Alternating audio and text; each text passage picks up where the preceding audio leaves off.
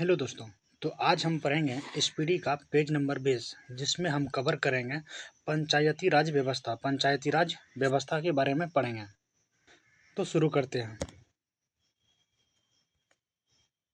भारत में पंचायती राज शब्द का अभिप्राय ग्रामीण स्थानीय स्वशासन पद्धति से है। यानी कि भारत में जो पंचायती राज शब्द का जो अभिप्राय किससे है तो ग्रामीण स्थानीय स्वशासन पद्धति से है।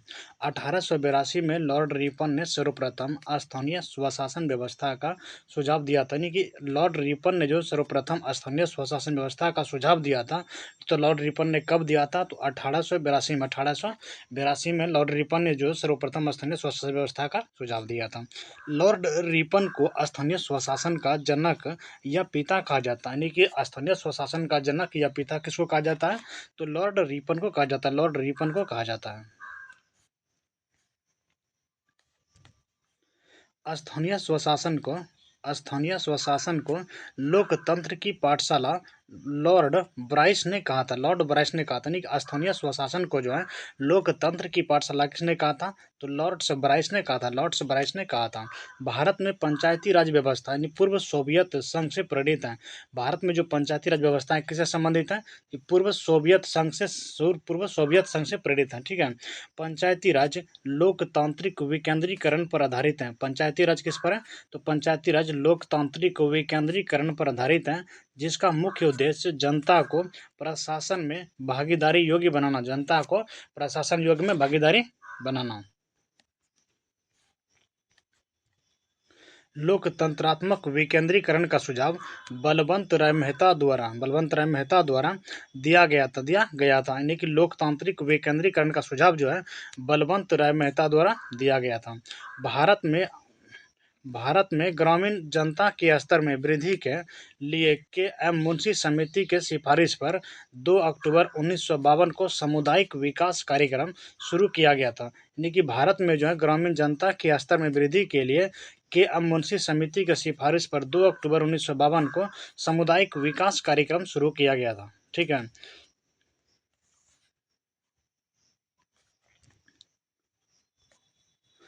इस कार्यक्रम के मूल्यांकन के लिए बलवंत राय मेहता समिति बनाई गई थी। बलवंत राय मेहता को भारत के पंचायती राज व्यवस्था का वास्तुकार कहा जाता है। ये बलवंत राय जो मेहता है इसको क्या कहा जाता है बलवंत राय मेहता को भारत के पंचायती राज व्यवस्था का वास्तुकार कहा जाता है। ठीक है। पंचायती राज राज्य सूची का विषय है। पंचायती राज किसका विषय है तो पंचायती राज राज्य सूची का विषय है। भारतीय संविधान के नीति निर्देशक तत्वों के अंतर्गत अनुच्छेद 40 के तहत ग्राम पंचायत मतलब भारतीय संविधान के नीति निर्देशक तत्वों के अंतर्गत अनुच्छेद 40 के तहत ग्राम पंचायत के गठन हेतु प्रावधान उल्लिखित है। भारतीय संविधान ग्राम पंचायत का गठन जो है कितना अनुच्छेद में तो अनुच्छेद 40 में है। ठीक है। 73वां संविधान संशोधन 1992 द्वारा पंचायतों को संवैधानिक दर्जा प्रदान किया गया। यानी कि 73वां जो संविधान संशोधन है 1992 द्वारा पंचायतों को संवैधानिक दर्जा का प्रावधान दिया गया। ठीक है। आगे देखना। संवैधानिक दर्जा की सिफारिश एल.एम. सिंघवी समिति 1946 तथा पी.के. थुंगन समिति 1988 ने की थी। यानी कि संवैधानिक दर्जा की सिफारिश जो है एल.एम. सिंघवी समिति 1986 तथा पी.के. थुंगन समिति 1988 ने की थी। भारत में सर्वप्रथम पंचायती राज व्यवस्था त्रिस्तरीय की शुरुआत 2 अक्टूबर 1959 ईस्वी को प्रधानमंत्री जवाहरलाल नेहरू द्वारा राजस्थान के नागौर जिला में हुआ था। यानी कि भारत में जो है सर्वप्रथम पंचायती राज व्यवस्था त्रिस्तरीय की शुरुआत जो थी 2 अक्टूबर 1959 को प्रधानमंत्री जवाहरलाल नेहरू द्वारा राजस्थान के नागौर जिला में हुआ था।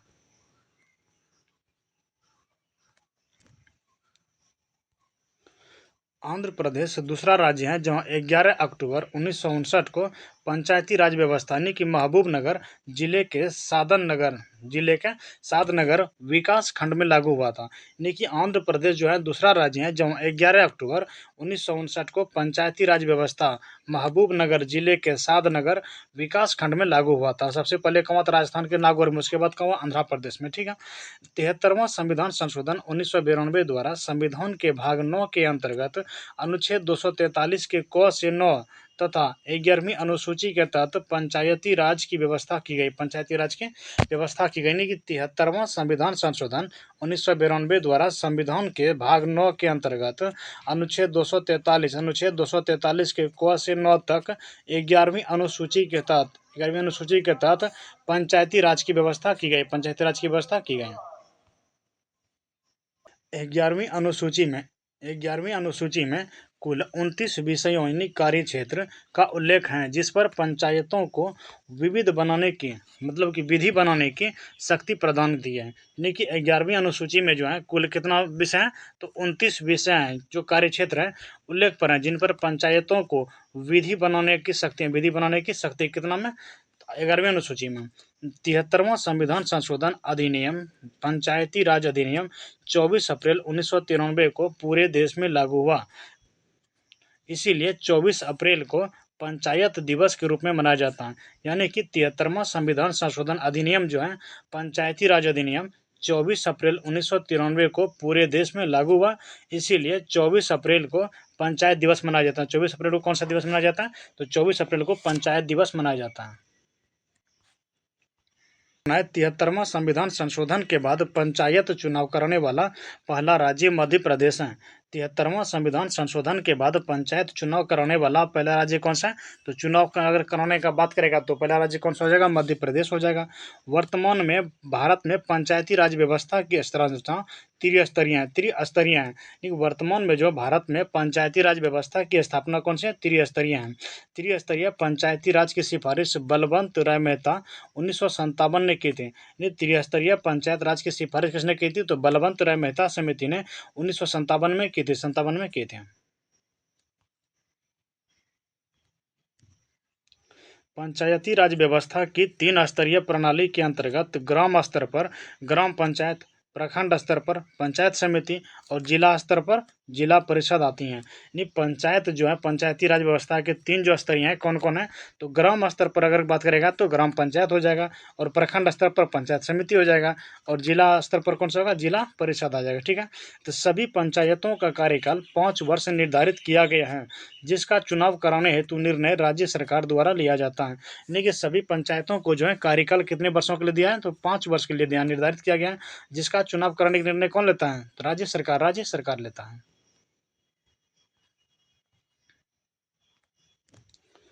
पंचायत भंग होने पर पुनः 6 माह के अंदर शेष अवधि के लिए होता है। यानी कितना बचा रहता है उतना माह के लिए फिर किया जाता है। 6 माह के अंदर करना चाहिए। पंचायती राज संस्थाओं के लिए प्रत्यक्ष एवं गुप्त मतदान का प्रावधान किया गया। यानी पंचायती राज संस्थाओं के लिए जो है प्रत्यक्ष एवं गुप्त मतदान का प्रावधान किया गया। पंचायती राज की सबसे छोटी इकाई ग्राम सभा ग्राम पंचायत है। पंचायती यानी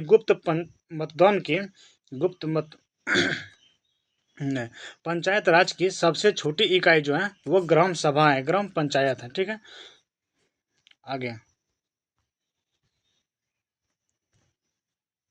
मतदान सूची में दर्ज अर्थात 18 वर्ष पूर्ण कर चुके सभी लोग ग्राम सभा के सदस्य होते हैं। यानी कि मतदान सूची में जो है दर्ज अर्थात 18 वर्ष पूर्ण जिसका हो चुका है वो लोग ग्राम सभा के सदस्य हैं। भारत में प्रत्यक्ष लोकतंत्र का उदाहरण ग्राम सभा है। ग्राम पंचायत का चुनाव ग्राम सभा द्वारा प्रत्यक्ष रूप से किया जाता है। यानी ग्राम पंचायत का चुनाव जो है ग्राम सभा द्वारा प्रत्यक्ष रूप से किया जाता है। पंचायत के चुनाव के लिए उम्मीदवारों की न्यूनतम आयु सीमा 21 वर्ष है। पंचायत के चुनाव के लिए उम्मीदवारों की न्यूनतम आयु सीमा कितना? आयु सीमा 21 वर्ष है। ग्राम पंचायत का प्रमुख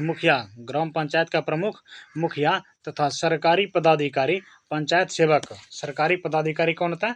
तो पंचायत सेवक। सरकारी पदाधिकारी कौन होता है? पंचायत सेवक होती हैं। ग्राम पंचायत का प्रमुख मुखिया तथा सरकारी पदाधिकारी कौन होता है? तो पंचायत सेवक होती हैं।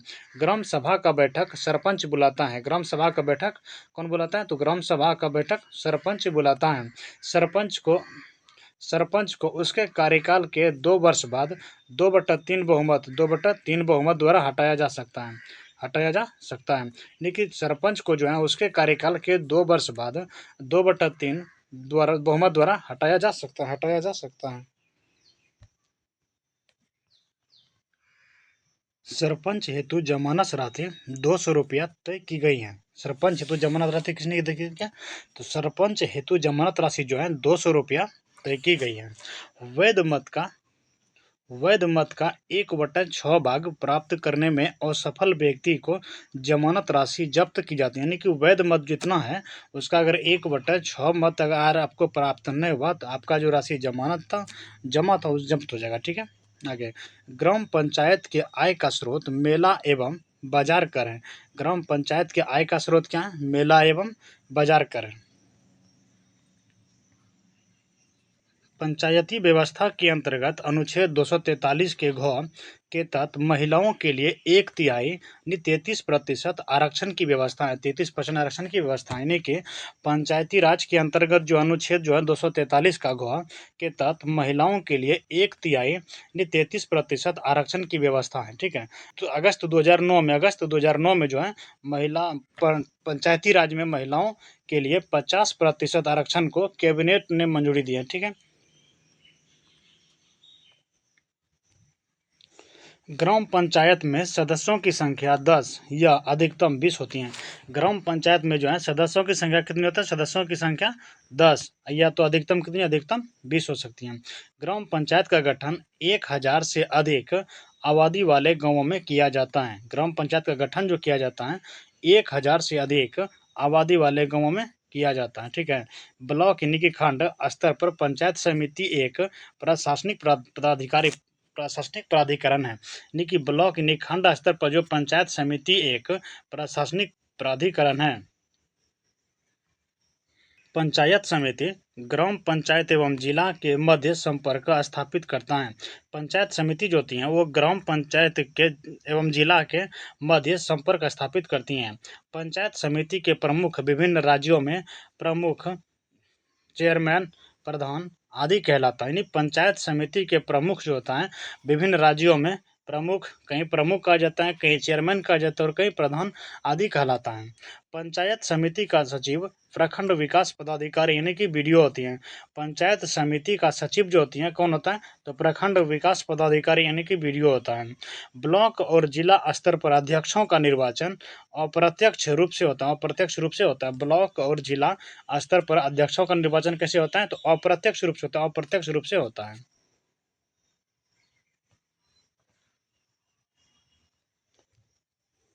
ग्राम पंचायत के बैठक के लिए 1/3 सदस्यों को उपस्थित होना अनिवार्य होती है। ग्राम पंचायत के बैठक के लिए 1/3 सदस्यों को उपस्थित होना अनिवार्य होता है। पंचायती राज की सबसे बड़ी संस्था जिला परिषद होती है जिसका चेयरमैन जिला अधिकारी होता है। ये पंचायती राज की सबसे बड़ी संस्था जो है जिला परिषद होती हैं जिसका चेयरमैन जिला अधिकारी होता है। जिला परिषद का मुख्य कार्य समन्वय एवं पर्यवेक्षण है। जिला परिषद का मुख्य कार्य जो होता है समन्वय एवं पर्यवेक्षण है। स्थानीय संसद और विधेयक जिला परिषद के प्रधान सदस्य होते हैं। यानी कि स्थानीय संसद और विधेयक जिला परिषद के प्रधान सदस्य होते हैं। भारत में कलेक्टर पद का सृजन 1772 में वारन हेस्टिंग्स द्वारा किया गया था। यानी भारत में जो है कलेक्टर पद का सृजन कब किया गया था? 1772 ईस्वी में किया गया था। किसके द्वारा? तो वारन हेस्टिंग्स के द्वारा कलेक्टर पद का 1772 में किया गया था सृजन। केंद्र सरकार में ग्रामीण विकास मंत्री पंचायती राज के विभिन्न अंगों की निगरानी करते हैं। केंद्र सरकार में जो है ग्रामीण विकास मंत्री पंचायती राज के विभिन्न अंगों की निगरानी करते हैं। नागालैंड, मेघालय, मिजोरम, दिल्ली में पंचायती राज व्यवस्था नहीं है। कहाँ नहीं है? तो पंचायती राज व्यवस्था कहाँ नहीं है? तो नागालैंड, मेघालय, मिजोरम, दिल्ली में पंचायती राज व्यवस्था नहीं है।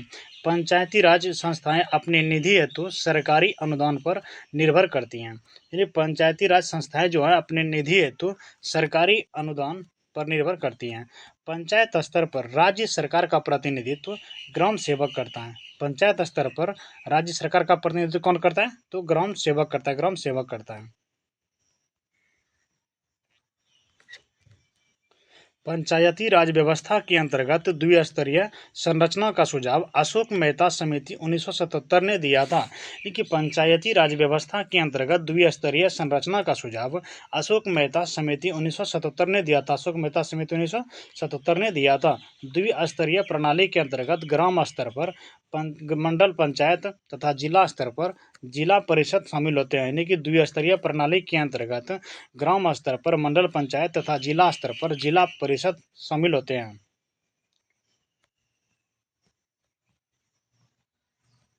पंचायती राज व्यवस्था के अंतर्गत टैक्स लगाने की सिफारिश अशोक मेहता समिति ने की थी। अशोक मेहता समिति ने की थी। पंचायती राज व्यवस्था के अंतर्गत टैक्स लगाने की सिफारिश अशोक मेहता समिति ने की थी। 73वें संविधान संशोधन कानून के अंतर्गत 20 लाख से अधिक जनसंख्या वाले प्रदेशों को पंचायती राज की त्रिस्तरीय प्रणाली तथा 20 लाख से कम आबादी वाले प्रदेशों में 73वें संविधान संशोधन कानून के अंतर्गत जो है 20 लाख से अधिक जनसंख्या वाले प्रदेशों को पंचायती राज यानी 20 लाख से अधिक जनसंख्या जहाँ होती है उसको क्या कहते हैं? पंचायती राज की त्रिस्तरीय प्रणाली, ठीक ना। उसके बाद अगर 20 लाख से कम आबादी वाले प्रदेशों में द्विस्तरीय प्रणाली।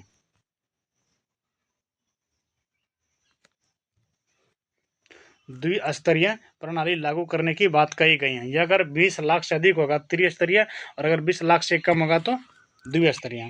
पंचायती राज व्यवस्था के अंतर्गत 4 स्तरीय संरचना का सुझाव पीवी के राय समिति 1985 ने दिया था। यानी पंचायती राज व्यवस्था के अंतर्गत जो है 4 स्तरीय संरचना का सुझाव पीवी के राय समिति 1985 ने दिया था। 4 स्तरीय संरचना के अंतर्गत ग्राम स्तर पर ग्राम सभा, मंडल स्तर पर मंडल पंचायत, जिला स्तर पर जिला परिषद तथा राज्य स्तर पर राज्य विकास परिषद आती हैं। यानी 4 स्तरीय संरचना के अंतर्गत जो आती हैं ग्राम स्तर पर वो ग्राम सभा आती है, और मंडल स्तर पर मंडल पंचायत और जिला स्तर पर जिला परिषद और राज्य स्तर पर राज्य विकास परिषद आती हैं, ठीक है। पश्चिम बंगाल ऐसा राज्य है जहां 4 स्तरीय पंचायत व्यवस्था अपनाई गई है। पश्चिम बंगाल में क्या हुआ है? तो पश्चिम बंगाल में जो है पश्चिम बंगाल एक ऐसा राज्य है जहां 4 स्तरीय पंचायत व्यवस्था अपनाई गई है।